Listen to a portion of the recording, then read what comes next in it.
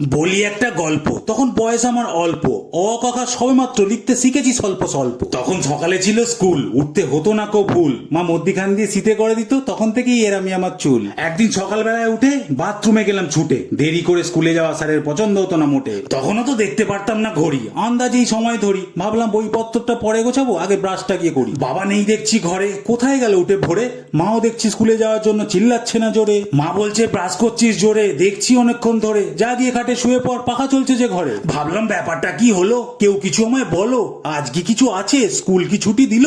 মা দেখি হাঁ করে তাকিয়ে, মুখটাকে এরম বাঁকিয়ে, পাগল বলে মাথাটা ধরে দিল আমার ঝাঁকিয়ে। কি হচ্ছে কি যাতা, খারাপ হয়ে যাচ্ছে মাথা। স্কুল ড্রেসটা পরে নিয়ে ব্যাগে ঢুকিয়ে নিলাম খাতা। সময় যেটুকু টেবিলে যেতে মা দিয়ে দেয় তার মধ্যে খেতে, আজ দেখি খেতে না দিয়ে মা বসে পড়লো চেয়ার পেতে। মেঘ করলো না কি কালো, এতক্ষণে তো ফুটে যায় আলো, এ তো দেখছি আরো অন্ধকার হয়ে যাচ্ছে, ব্যাপারটা কি হলো। বললাম মা তাড়াতাড়ি দাও খেতে, স্কুলে হবে তো নাকি যেতে। বাবা কি আজকে আমাকে যাবে না স্কুলে দিতে। বললো স্কুল ড্রেস কেন পরে, আমার হাসি পাচ্ছে জোরে, সকাল নয় এখন সন্ধেবেলা, বস চুপ করে ঘরে।